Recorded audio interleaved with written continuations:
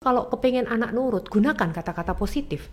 Jangan pakai kata-kata negatif yang labeling. Pasien-pasien saya yang kadang berada di dalam lingkungan yang toksik, keluarga yang toksik, mereka pingin buru-buru menikah. Orang tua dulu main perintah, kalau sekarang tuh diskusi, diajak ngomong bagaikan temen katanya. Buanglah masalah pada pakarnya. Bersama psikiater. Buat apa susah? Bahtera Yuda, 96.4 FM. Kenapa ya? Ada seorang anak yang waktu dia menjadi anak gitu ya, dengan posisi orang tuanya yang mungkin keras, mukulan gitu ya. Dan dia punya tekad gitu, oh nanti kalau aku jadi papa, aku kalau jadi mama nggak bakal seperti papa mamaku kayak gitu ya. Tapi anehnya ketika dia setelah berapa puluh tahun kemudian menjadi orang tua, lebih buruk daripada papa mamanya dulu gitu. Ini masalah apa sih sebenarnya, Dok, ini? Ya, jadi sebenarnya tidak bisa dipungkiri apa yang kita alami dari masa kanak-kanak itu kan terekam ya di dalam memori alam bawah sadar. Meskipun kita tahu bahwa itu adalah hal yang menyakitkan sekalipun, itu adalah suatu trauma buat kita. Tapi kadang tanpa sadar kita tuh merekam bagaimana cara orang tua kita memperlakukan kita, apa yang membuat mereka frustrasi, apa yang membuat mereka marah, bagaimana cara mereka menyelesaikan permasalahannya. Apakah mereka proyeksi, menyalahkan orang lain, ataukah mereka self-harm, menyakiti diri sendiri, ataukah mereka avoidant, menghindar, menutup diri, tidak mau ngomong, silent treatment. Biasanya coping mechanism itu tanpa sadar kita rekam. Dan ada yang namanya monkey see, monkey do. Monyet melihat, monyet melakukan. Maksudnya apa ini? Monyet melihat papanya marah-marah, maka dia akan melakukan hal itu kepada orang lain. Dan tanpa sadar dia melakukan itu ke anaknya, meskipun mungkin dalam level atau dengan cara yang berbeda. Dan itulah yang dinamakan dengan generational trauma. Trauma yang kita dapatkan dari orang tua kita, tanpa sadar bisa kita wariskan kepada anak kita. Waduh. Kalau warisannya duit nggak apa-apa ya. Iya. Kalau warisannya trauma. Iya. Nah, repotnya kan tadi saya bilang gitu ya, kayak sebuah lingkaran setan yang tidak ada putus-putusnya gitu ya. Generasi A katakan melakukan sesuatu yang buruk gitu ya. Skornya 5. Generasi berikutnya 2 kali lipat lebih buruk, 10 gitu. Nah, kalau nggak diputuskan kan generasi berikutnya lagi menjadi lebih heboh lagi gitu buruknya kan, kayak gitu. Jadi saya pernah baca sebuah penelitian ya di Cina ya. Pada anak-anak yang depresi. Ternyata ketika mereka digali, mereka tuh lahir dari ibu yang juga depresi. Dan banyak dari anak-anak itu yang dia depresi karena mengalami pelecehan fisik, dalam arti kekerasan fisik ya, oleh orang tuanya sering mukulin mereka. Ternyata orang tuanya sendiri kalau ditarik itu juga dulunya dipukuli oleh orang tuanya. Nah ini kan kayak ospek. Yes, makanya generational trauma itu nyata. Karena tanpa sadar mereka belajar, oh ternyata begini ya cara penyelesaian masalah. Kalau anak tidak nurut maka harus dipukul. Iya. Kalau anak tidak nurut maka harus dikata-katai kasar. Dan seringkali pembuli pertama itu malah adalah orang tua kita sendiri. Bener nggak? Pembuli pertama anak-anak itu kadang belum tentu teman loh. Kadang yang membuli adalah orang tua sendiri. Kamu ini nakal, kamu ini bodoh. Membandingkan dengan orang lain, kamu kok nggak kayak kakakmu, kamu kok nggak kayak anaknya temennya mama, anaknya temennya papa. Dan itu terekam secara verbal ke dalam alam bawah sadar. Saya pikir kerekam di otaknya itu menjadi sebuah tekad gitu loh. Oh, saya nggak bakal mengulangi kayak gitu loh. Tapi ternyata kok dia lebih buruk gitu. Karena banyak yang hanya melontarkan kata-kata negatif tanpa pernah memberikan petunjuk apa yang harus mereka lakukan. Harusnya kalau secara teori hypnoparenting, kita tuh harusnya kalau kita kepingin anak kita tuh nurut, jangan pakai kata negatif. Misalnya kita pingin anak kita itu diam, jangan kita bilang jangan gerak terus gitu, jangan. Kita bilang ayo duduk manis, diam, tenang. Kamu tuh jangan nakal, hindari. Kita ganti dengan, ayo kamu kan anak manis duduk tenang ya. anak manis dengerin orang tua ya, anak manis nurut ya sama papa mama. Jadi harusnya kita tuh kalau kepengen anak nurut, gunakan kata-kata positif. Jangan pakai kata-kata negatif yang labeling, melabel, dan tanpa sadar Anda melabel. Anak itu mempercayai loh hal itu. Karena ya bahwa saya nakal, bahwa saya bodoh gitu ya. kata-kata dari orang tua itu akan menjadi inner voice anak-anak. Kata-kata dari orang tua itu akan terekam menjadi hati nuraninya anak-anak. Dan itu yang akan mereka percaya bahwa aku ini bodoh, aku ini nakal, aku ini nggak bisa apa-apa. Itu yang akan terekam. Coba kalau Anda ucapkan kata yang berbeda, misalnya Anda tahu anak Anda memang nggak seberapa pintar ya. Ya Anda bilang, ayo kamu kalau berusaha lebih keras, mama yakin kamu pasti bisa. Beda kan dibandingkan kamu itu paling nggak bisa apa-apa, kamu tuh males gak tahu belajar. Kenapa sih kok kita tuh nggak gunakan kata-kata positif? Toh esensinya sama kan, kita tuh sebenarnya kepengen anak kita lebih pintar. Ya lebih gunakan kata-kata yang memotivasi lah gitu ya, daripada kata-kata negatif kayak begitu ya kan. Jadi walaupun ada sebuah copy mekanisme tadi yang dokter bilang gitu ya, tapi dia kan terluka ya, hatinya terluka ya. Terluka. Banyak sekali. Negara Asia ini ya menurut saya paling sering mengkritik, jarang memuji pola asuhnya. Iya. Negara Asia ini adalah orang tua yang tiger parents kebanyakan. Tiger itu macan, orang tua macan ya. Yang jahat-jahat ya.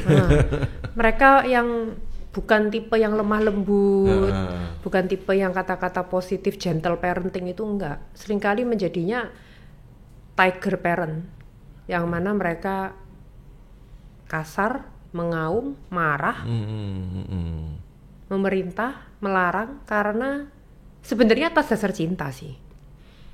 Sebenarnya atas dasar cinta. Iya, biasanya orang tua kan ngomongnya kan, loh papa ini demi kamu, mama ini demi kamu, mana ada papa mama pengen anaknya jadi jelek gitu ya kan, ngomongnya gitu kan. Makanya kadang pada pasien-pasien yang generational trauma, biasanya saya menanyakan kepada pasien, oke, yang kamu tangkap apa? Yang aku tangkap aku di label, yang aku tangkap aku ini paling nggak bisa apa-apa, yang aku tangkap aku ini dihakimi paling bodoh, kan begitu ya yang mereka tangkap. Itu adalah makna tersurat. Tapi kemudian saya akan bilang, oke, makna tersiratnya apa? Hidden message-nya apa? Kenapa kira-kira kok papamu ngomong begitu? Apa yang papamu ingin kamu lakukan? Baru mereka mikir, oh papaku tuh sebenarnya kepingin aku tuh lebih pintar. Papaku tuh kepingin aku belajar lebih keras. Papaku kepingin aku sukses. Oke, jadi itu kan makna tersirat, hidden message-nya. Yang kadang kita tuh seringkali abaikan. Ya kan? Nah itu yang saya bilang dengan tiger parents. Yang ditangkap oleh anak-anak itu hanya gertakan, auman, ancaman. Tapi mereka nggak tahu kalau sebenarnya itu adalah orang tua yang sebenarnya juga mencintai anaknya. Ya hidden message-nya ya sayang, aku tuh sayang kamu gitu. Tapi aku pengen kamu sukses, aku pengen kamu tuh caranya baik. Tapi caranya gitu kadang kurang tepat. Oke. Jadi bagaimana memutus mata rantai ini, trauma di antara generasi ini, Dok, kalau begitu? Sadari dulu. Kunci paling pertama adalah sadari. Menyadari bahwa kita tuh ada tendensi resiko prone ke arah sana, bahwa mungkin orang tua itu akan bisa seperti itu ke kita, maka kita juga akan bisa seperti itu ke anak kita nanti. Kita harus sadar dulu, waspada. Setelah itu yang kedua, be mindful. Mindful itu kan menyadari ke sekarang. Coba kita introspeksi. Bagaimana selama ini perlakuanku kepada anak-anakku? Apakah aku sama seperti orang tuaku? Yang ada kadang-kadang ya lebih buruk dan kemudian menyesal gitu loh, kok saya seperti itu ya ke anak ya gitu, menyesal akhirnya. Tapi kan ya daripada menyesal gitu kan harusnya bisa dicegah gitu maksud saya. Ya. Jadi menyadari ya bahwa ada luka itu ya. Menyadari ada luka, menyadari bahwa kita ada tendensi ke arah sana, kemudian menyadari perlakuan kita, perilaku kita, apakah aku sama kayak ibuku? Kalau enggak ya syukurlah. Kalau sama? Kalau sama ya berubahlah. Berubah. Masa lalu nggak bisa diubah, tapi kan kita memiliki masa sekarang untuk kita bisa ubah. Ya, Anda bisa memutuskan memang untuk berubah sekarang gitu, mulai dari sekarang gitu. Dimulai dari niat dulu. Kalau ada niat pasti bisa. Tapi kalau memang Anda belum bisa, ya Anda baru minta bantuan ke psikolog atau ke psikiater. Ya ini kan intinya kan masalah parenting ya dalam mendidik anak-anak gitu ya. Ya sebuah parenting yang salah akhirnya ya turun ke anaknya, diwariskan dengan cara parenting yang salah gitu kan. Dan harusnya sih zaman sekarang apa ya, edukasi soal parenting tuh makin maju daripada zaman-zaman dulu ya. Papa mama kita, ngkong pak kita mungkin dulu nggak pernah dapat edukasi parenting yang baik gitu. Tapi dari sekarang kan kita bisa mendapatkan edukasi itu dari segala arah gitu ya dok ya. Oke, terus apa namanya, anak yang kadung terluka seperti itu sikapnya ya. Orang tua nggak bisa berubah dong, ya tetap begitu gitu ya. Orang tua pun bisa berubah. Kemarin tuh saya dapat kasus. Nenek-nenek udah umur 75-72 tahun lah ya. Punya anak, anaknya ini udah umur 40, janda. Memiliki anak. Dan akhirnya dia tinggal bareng sama mamanya. Bertengkar terus sama mamanya ini. Mamanya, kalau awalnya kan saya ketemu mamanya dulu. Mamanya bilang, anak saya itu gak bisa diatur, gak mau nurut. Metutut aja kalau ketemu saya, gak mau ngomong, gak mau apa, gak bisa deket. Mintanya saya yang disuruh berubah. Mana bisa saya berubah dok, saya ini udah umur 70 sekian saya disuruh berubah. Mamanya bilang begitu. Nah itu ya saya tanyakan, susah kan mengubah orang tua ya. itu. Tapi kemudian ketika saya ketemu sama anaknya, anaknya ini memang kasihan. Setelah ketemu baru anaknya ini cerita, "Loh dok, lagi mana dok, dari saya kecil itu kata-kata yang saya dengar itu kalau aku ini bodoh, paling nggak bisa apa-apa dibandingkan sama anaknya temennya mama, paling nggak bisa apa-apa, paling nggak bisa kerja, paling nggak pinter." Itu yang ditanamkan sama mama sampai saya ini merasa nggak nyaman. Dan dulu saya menikah adalah cara saya untuk saya bisa segera keluar dari rumah. Tapi ternyata akhirnya dia menikah dengan orang yang salah. Akhirnya cerai dan harus kembali ke mamanya lagi, ke lubang yang sama. Makanya kenapa kok saya seringkali bilang kepada pasien-pasien saya yang kadang berada di dalam lingkungan yang toksik, keluarga yang toksik, mereka ingin buru-buru menikah dengan harapan itu adalah cara untuk lari dari keluarga yang tidak harmonis. Nah, saya selalu bilang, jangan mengandalkan orang lain untuk kebahagiaanmu. Karena belum tentu suamimu bisa membawa kebahagiaan. Ya, pengennya sih escape supaya dapat kebahagiaan itu dari keluarga yang baru gitu ya. Tapi nggak jaminan. Makanya Anda harus berdiri di atas kaki Anda sendiri dulu. Ya, seringkali yang saya lihat orang-orang tidak bisa keluar dari lingkungan yang toksik karena mereka tidak memiliki kebebasan finansial. Mereka belum mandiri secara finansial. Contoh misalnya kayak pasien saya tadi ya. Dia nikah dibiayai oleh suaminya.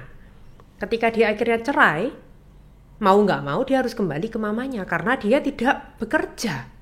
Dan dia kembali ke lingkungan yang toksik, hanya lingkungan toksiknya berbeda dari mamanya ke suaminya yang juga toksik mukulin dia, terus kembali lagi ke mamanya yang juga terus verbal abuse, ngata-ngatain dia dengan negatif. Kasian kan? Makanya saya akhirnya ngomong ke pasien saya, ibu harus mulai memenuhi dari yang paling dasar dulu, yaitu kemandirian secara finansial. Selama Anda masih bergantung secara finansial kepada abuser Anda, orang yang melukai hati Anda, ya Anda nggak bisa keluar dari lingkungan yang toksik itu. Ya lagi-lagi uang berbicara ya, uang itu berkuasa ya gitu. Makanya ada isu yang penting yang harus kita lihat antar kasus. Nggak bisa kita tuh menyamaratakan semua kasus. Ya udah keluar aja, kalau orang tuamu toksik keluar aja, gampang ngomong gitu. Kenyataannya nggak segampang itu. Makanya ada namanya teori Abraham Maslow, teori tentang hierarki kebutuhan manusia. Bahwa hierarki kebutuhan manusia itu seperti piramida, dari yang paling bawah harus terpenuhi dulu, baru kita bisa naik ke atasnya. Dan yang paling bawah itu adalah kebutuhan fisik, yaitu sandang, pangan, papan, air, udara. Dengan kata lain adalah duit. Dengan adanya duit bisa beli makanan, ada duit bisa beli rumah, ada duit bisa beli pakaian. Ya kan? Kalau nggak ada duit, gimana kita bisa mendapatkan itu semua? Susah. Jadi yang paling dasar kebutuhan fisik. Yang kedua baru rasa aman. Rasa aman itu apa? Tidak dipukulin, tidak dikata-katain kasar, punya pekerjaan dan punya kesehatan. Ya, baru naik ke kebutuhan yang ketiga adalah love, cinta. Cinta dari pasangan, dari keluarga, dari teman. Yang keempat, esteem, dihargai, respect dari orang sekitar atas pencapaian-pencapaian kita. Dan yang paling akhir adalah aktualisasi diri. Ketika kita bisa mendapatkan hal yang terbaik dalam hidup, kita bisa liburan ke luar negeri atau mungkin beli barang yang kita inginkan, beli gadget terbaru. Itu yang paling nggak penting, jadi paling kecil. Kayak piramida, yang paling bawah harus terpenuhi dulu, baru naik ke atasnya. Dan itu yang paling atas tuh kebutuhan yang paling kecil. Nah, dari sini kita lihat, misalnya kayak yang tadi, anak-anak dari generational trauma yang mana orang tuanya abusive, mereka tidak mendapatkan rasa aman, yang kebutuhan yang kedua tadi ya. Tapi karena mereka nggak bekerja, mereka nggak punya kemandirian secara finansial, akhirnya mereka nggak bisa keluar karena sandang, pangan, papan, kebutuhan fisik itu lebih bawah, lebih mereka butuhkan daripada rasa aman. Akhirnya mereka terpaksa mau tidak mau bertahan dalam situasi yang toksik itu. Iya, iya. Kalau udah kayak gitu ya nggak ada kata lain ya. Betul tadi kata Dr. Aimee, punya kemandirian secara finansial gitu ya. Ya, itu dulu. Baru Anda akan bisa keluar dari lingkungan yang toksik. Iya, iya, iya. Uang ini bisa menentukan rule of game masalahnya.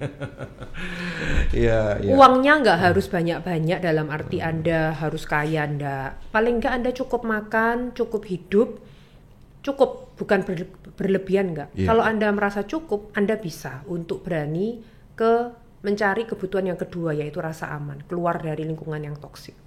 Iya, iya. Gimana dokter kalau ada orang tua yang berkilah begini ya, loh saya mendidik anak saya tuh keras, itu bagus hasilnya, makanya saya jadi hari ini karena orang tua saya keras gitu loh. Coba sekarang kalau ngikutin anjuran psikiater, oh nggak boleh keras gini, kan mencetak generasi strawberry, lemah kan generasi sekarang, jadinya lembek gitu, dikerasin dikit nggak bisa, ya kan? Nah ini gimana? Dari sudut pandang psikiatri, kita tuh mengenal ada 3 pola asuh. Yang pertama adalah pola asuh otoriter. Itu adalah pola asuh yang orang tuanya yang yaitu tadi otoriter. Kamu harus nurut, kalau nggak nurut marah, disiplin, hukuman. Ya, bisa mungkin dipukulin atau apa. Atau mungkin mereka juga tidak pernah mempedulikan keinginan, perasaan anak. Pokoknya keinginan, perasaan orang tua itu yang harus dituruti. Itu zaman kolonial. Zaman kolonial itu yang otoriter, itu yang terlalu keras. Gak bisa ya sekarang ya. Tidak disarankan. Gitu ya. Tidak disarankan Ya. malahan. Dan juga ada pola asuh yang mana spoiled, memanjakan. Nah itu yang juga nggak baik. Semua anaknya dituruti. Yang mungkin tadi dibilang nanti jadi itu dong generasi strawberry dong. Kalau anaknya selalu diturutin, ya juga nggak baik memang. Spoiled child itu nggak pernah baik. Atau juga neglecting child itu juga nggak baik. Apa itu? Neglect itu pengabaian. Jadi nggak dimarahin sih, anaknya nggak dipaksa, nggak dipukulin, dibiarin, tapi ya diabaikan.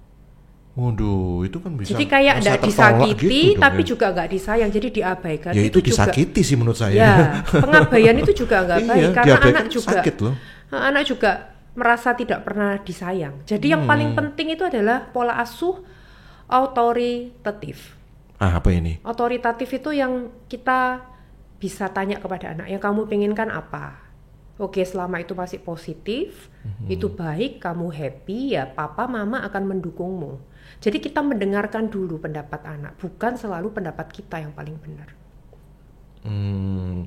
Mulai 2 arah ini maksudnya, ya. Nggak bisa langsung satu arah main perintah gitu. Jadi nggak pakai bisa ya.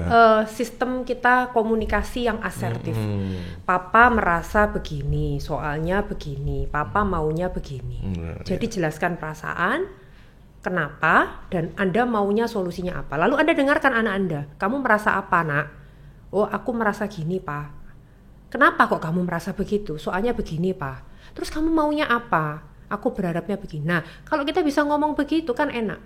Kita bisa mencari ke kompromi, titik tengah, apa yang diinginkan. Untuk melakukan sebuah deal gitu ya. Jadi pola asuh spoiled itu memang ya nggak baik. Ini berarti bener ya, kayak parents zaman now itu kan bilang, waduh kalau anak kita sekarang mah nggak bisa kok model-model kayak orang tua dulu. Kita kalau orang tua dulu main perintah. Kalau sekarang tuh diskusi, diajak ngomong bagaikan temen katanya. Nah ini gimana kalau ada pendapat kayak gitu? Iya, justru itu yang baik. Oh gitu ya. Tapi tetap ya harus ada hierarki ya. Iya, ini takutnya kan anak jadi ngelunjak Nah, gitu itu loh. yang kembali ke prinsip dari family therapy. Di dalam teori family therapy itu ada namanya hierarki di dalam sebuah keluarga, yaitu papa dan mama itu setara. Di bawahnya adalah anak-anak. Hierarki ini tidak boleh kebalik. Orang tua harus dihormati, direspek dan didengarkan dan dituruti. Tetap mereka yang mengambil keputusan. Tetapi anak-anak diajak diskusi. Tapi jangan kebalik. Kalau kebalik, orang tua diperintah oleh anak.